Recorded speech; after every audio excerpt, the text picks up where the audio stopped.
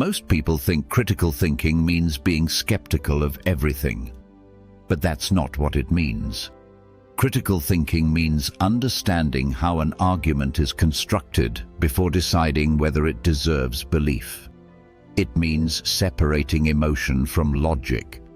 It means asking what must be true for a conclusion to actually follow. Because if you don't do that, you don't form your own beliefs. You inherit them. And most of the time, the crowd is led in the wrong direction. Welcome to Critical Thinking Lab. Today, we're analyzing a statement made by Christine Lagarde. She said that Bitcoin is not a currency, but a highly speculative asset, and has been associated with money laundering. At first glance, this sounds like a strong argument. It comes from a position of authority. And when something is said by someone in that position, people tend to accept it without examining it closely. This is known as an appeal to authority. It doesn't mean the statement is wrong, but it does mean we should not accept it without analysis. Because authority can guide attention, but it does not replace reasoning. Critical thinking requires us to break this apart, because this is not one argument, it is three separate claims. Bitcoin is not a currency. Bitcoin is purely speculative. Bitcoin is used for crime. Each of these must stand on its own. If even one of these claims is weak, the overall conclusion becomes weaker. So let's start with the first claim. Bitcoin is not a currency. This depends entirely on how we define currency. If by currency we mean something issued and controlled by a government, then Bitcoin does not fit that definition. But if we define currency as something used to store value, transfer value, and be accepted in exchange, then the answer becomes less clear. Bitcoin is used to transfer value globally. It is used by many as a store of value, and in some cases it is accepted as payment. So the conclusion depends on the definition being used. This is important, because when definitions change, conclusions can appear stronger than they actually are. This is sometimes called a definitional fallacy, where the outcome of the argument is controlled by how a word is framed. If we quietly change the definition, we quietly control the conclusion. Now, let's look at the second claim. Bitcoin is a highly speculative asset. At first glance, this seems reasonable, because in the short term, Bitcoin is volatile.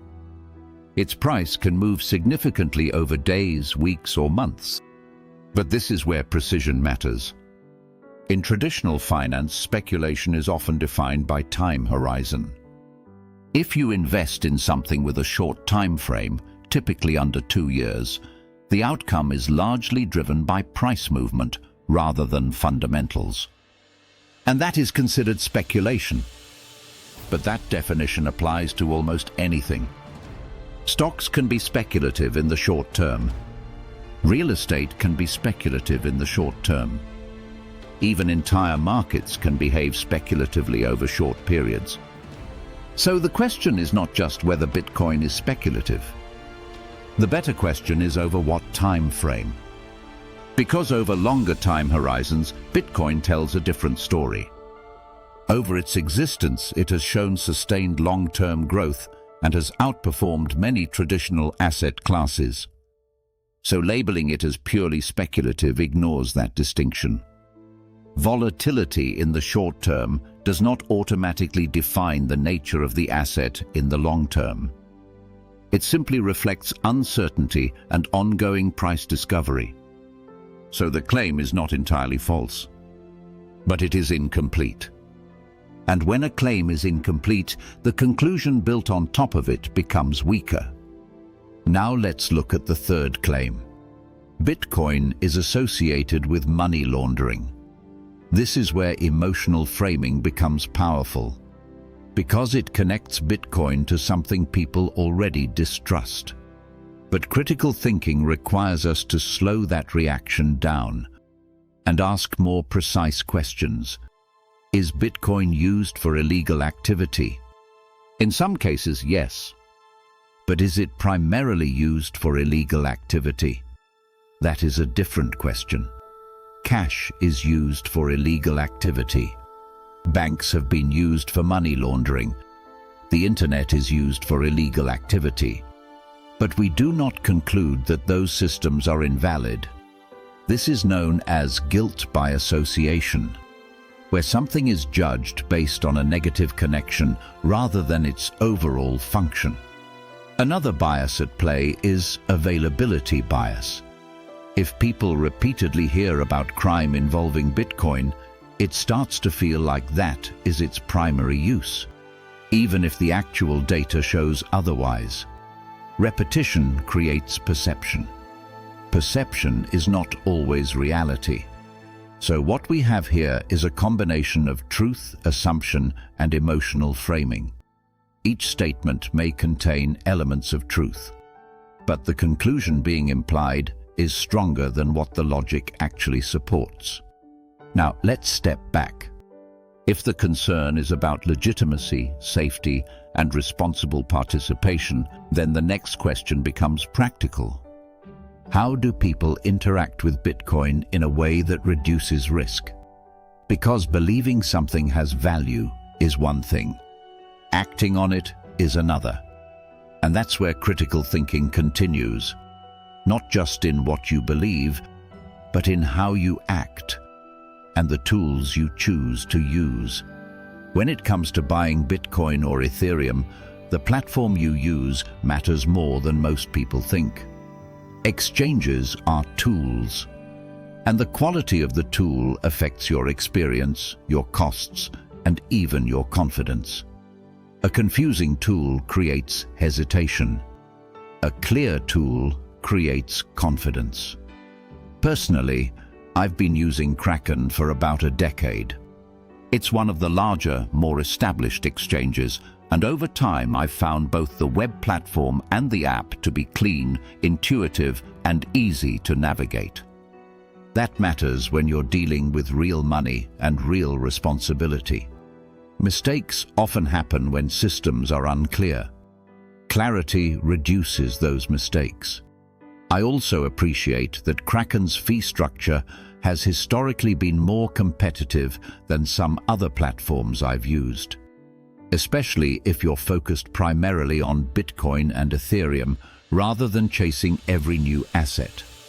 They've also experimented with optional membership-style plans that reduce or eliminate trading fees up to certain limits, which can make a meaningful difference over time. But features and pricing can always change. So it's important to verify what applies when you're using any platform. And this is important. Exchanges should be treated as on-ramps, not vaults. They are where you enter the system, not where you store long-term value. At the time of recording, this channel is not sponsored. These are simply tools I personally use and trust. Now returning to the argument. We are not saying Bitcoin must succeed. We are not saying these concerns are irrelevant. We are asking a simpler question. Do these claims logically prove the conclusion being suggested? And the answer is no. They raise concerns, but they do not establish impossibility. Critical thinking is not about rejecting ideas. It is about understanding the strength of the reasoning behind them. And more importantly, understanding where assumptions are being made without being stated. Let's summarize. Definitions matter. Volatility does not equal uselessness. Association does not equal causation. Short-term behavior does not define long-term potential. And conclusions cannot be stronger than their premises. Nothing in this video is financial advice. The goal is not to tell you what to buy or what to believe. The goal is to help you think more clearly so you can make better decisions for yourself.